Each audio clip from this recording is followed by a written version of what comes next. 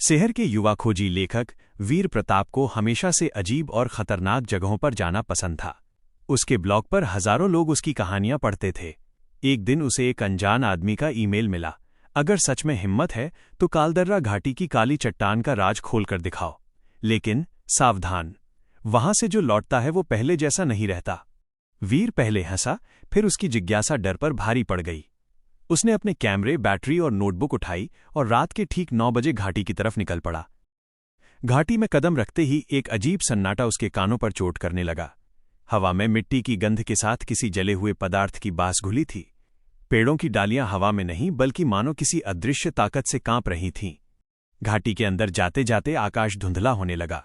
अचानक पहाड़ी की चोटी पर एक काले रंग की अजीब आकृति दिखी। लंबी, पतली, बाहें सामान्य से दोगुनी और चेहरा जैसे धुएं से बना हो। वीर का दिल धक से रह गया।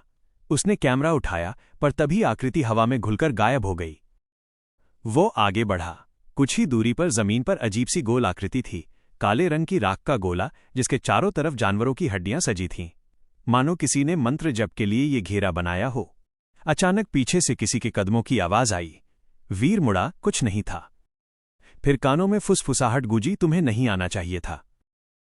वीर जम गया। ठंडी हवा उसकी गर्दन से गुजरी और जंगल में मौजूद हर पेड़ एक ही दिशा में झुकने लगा, जैसे किसी अदृश्य शक्ति का स्वागत कर रहा हो।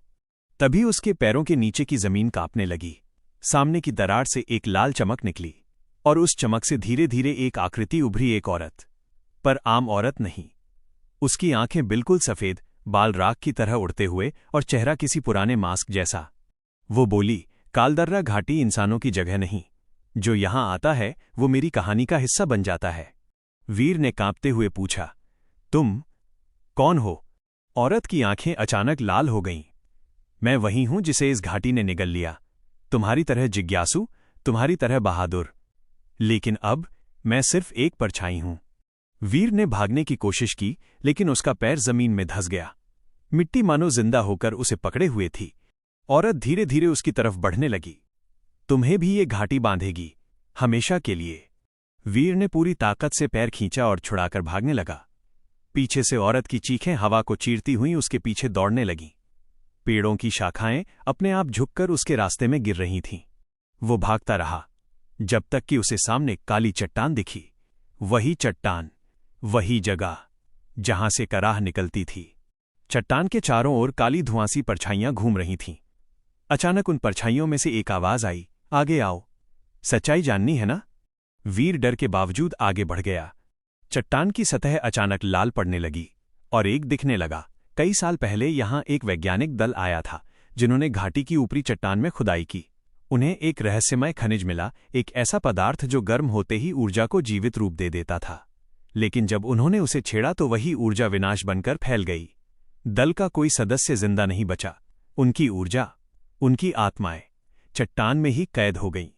वो परछाइयां वही वैज्ञानिक थे। वीर ने एक तस्वीर लेने की कोशिश की, पर तभी चट्टान में मौजूद सारी आत्माएं एक साथ गरज उठीं, अब तुम भी हमारा हिस्सा बनोगे। परछाइयां उसकी तरफ झपटीं। वीर ने घबराकर कैमरे की फ्लैश को फुल पावर पर करके सामने कर दिया। तेज रोशनी से परछाइयां पीछे हट गईं। वीर भागा, जितना तेज वो भाग सकता था। जंगल की धरती हिल रही थी, पेड़ गिर रहे थे, पीछे से आवाजें आ रही थीं, चीखें, फुसफुसाहटें, धमाके। लेकिन वीर रुकने वाला नहीं था। भारी सांसों के साथ वो घाटी के बाहर पहुंचा। जैसे ही उसने सीमा पार की, घाटी की सारी आवाजें अचानक बंद हो गईं। जंगल शांत था, आसमान साफ था, सब कुछ सामान्य। वीर बेहोश होकर गिर पड़ा। अगली सुबह गांव वाले उसे मिले। उन्होंने उसे घर पहुंचाया। वीर कई दिनों तक बोल नहीं पाया। 1 महीने बाद उसने अपने ब्लॉग पर सिर्फ एक पंक्ति लिखी, कालदर्रा घाटी का सच मत खोजो। कुछ रहस्य कहानियों के लिए नहीं, कब्रों के लिए बने हैं। किसी ने उसे फिर घाटी की ओर जाते नहीं देखा, लेकिन कभी कभी रात में उसके घर के पास हवा उल्टी दिशा में बहने लगती थी, मानो कोई फुसफुसा रहा हो। अभी कहानी खत्म नहीं हुई।